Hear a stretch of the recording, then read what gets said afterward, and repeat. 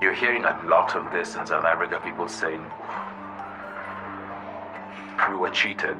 The government actually, including Mandela, that actually he sold us out. I mean, you've probably heard that.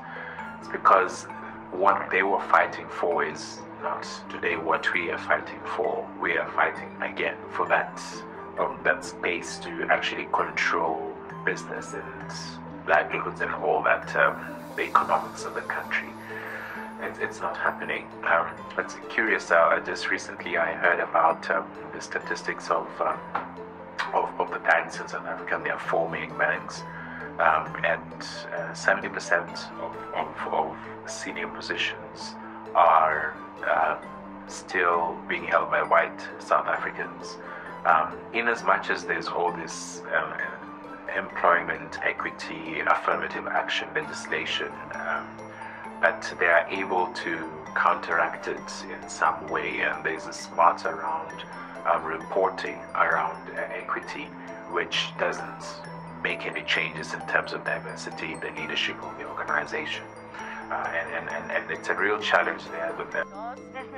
Because we as the uneducated, according to the way, being victims, paralyzed, wounded society who is being ignored. We went to all the levels of the government. We started at the local.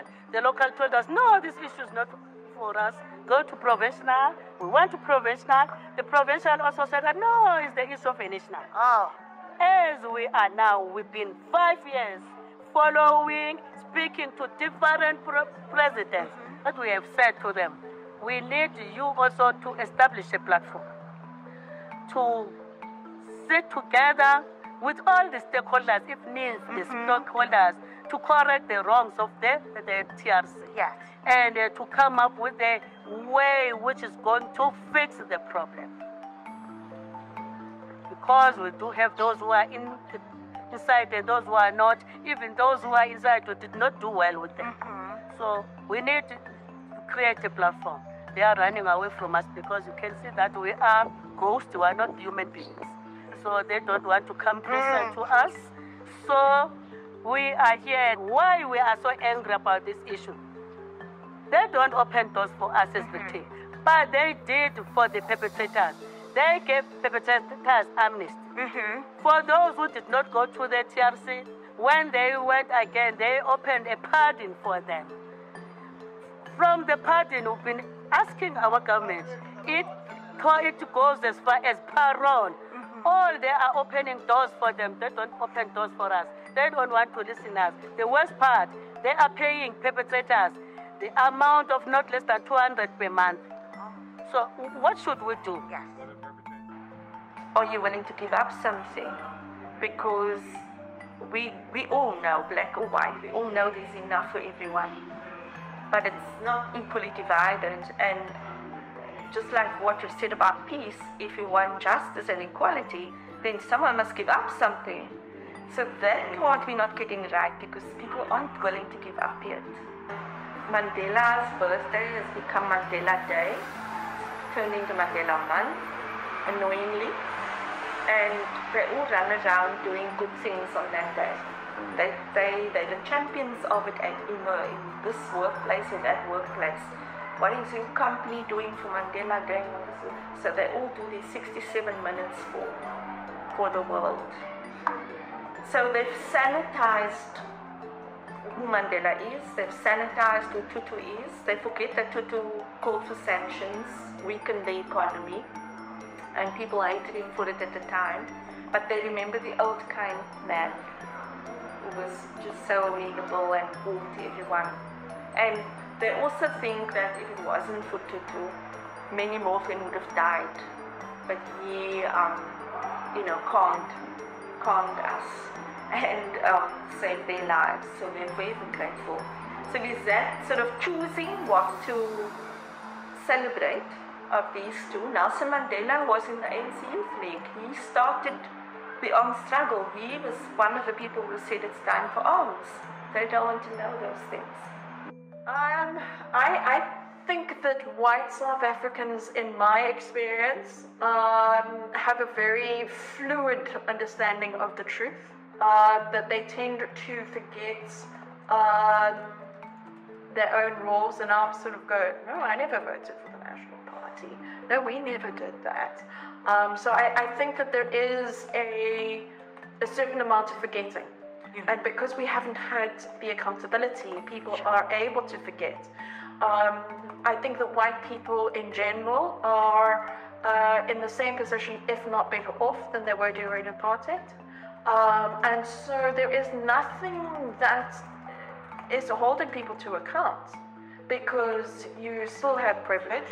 As Jan was saying, you have social capital, you have intergenerational wealth, you have networks of support. So there is no reason for you to move outside of your bubble. And people can still largely live within, have a very white existence in South Africa, and virtually never meet people of color on any equal or equitable basis. That's not what they're fighting for. They're fighting for economic dominance. They're fighting for that, and that's a different conversation. So when I have a dialogue around race relations in South Africa in the past, it doesn't appeal then to a white person, because that's not their needs. Their needs are, how do I ensure that there's still security? I've built my 6-foot wall, but still they're able to jump over. It's a different dynamic altogether, and those dialogues are not happening, so they're not being received. Looking back, I think we should have done a lot more work with probably white South Africans around this element of what reconciliation meant. Not only do people have to make the confession, but also they then have to perform community services. And remember that it was extended to an 8-year period. So to me, that was a missing element. And maybe the Colombians built that in after listening to us.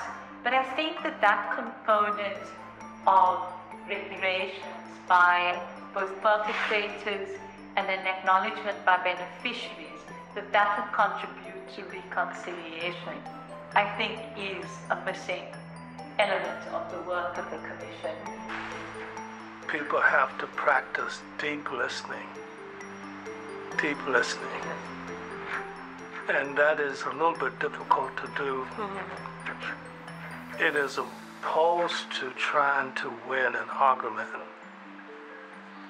You're trying to win a person, a soul, if you will. So you don't have to check people off on everything, but help them know that you are listening. Really encourage individuals who are sharing their stories to really take care of themselves, and then also to let them know that, it's, you're letting go of years of trauma, but also you're letting go of years of genocide that was done to you. It's not yours to carry. It's not ours to carry anymore. It's their turn now to carry it, and to admit and to take responsibility to what happened to us. This needs to be done in community. You need at least a core of folk, different kind of people, but particularly the people who have been most seriously harmed recently or over the years, that you have to build some relationship with them so you can weather those storms, because you'll face times when you doubt yourself, doubt each other, and certainly doubt the people around you. At a personal and interrelational level, but you have to be fearless, you have to be truthful, and you have to be loving. I know it sounds crazy, but that's what you have to do. So healing is a constant day-to-day process, based on how you survive and how you see, how you deal with emotional as well as physical pain, psychological barriers that exist. I don't want to live in a society where I am vindictive about people. in terms of the work that we did, probably the most important lasting legacy was that we bore witness to people's horrors and recognized them as horrors. And it made them less collateral, it made them human, that this is public policy gone wrong, and it shouldn't have happened. That's an acknowledgement of humanity and loss, which can be very painful to give and invaluable to receive. When we have done the best that we can do to make our collections accessible and complete and engaging through programs, and we're getting loads and loads of support to do that, and in mainstream organisations are now saying, you know what, we've just created a £5 million fund to kind of make this accessible to everywhere. That's when our thing will be done, right?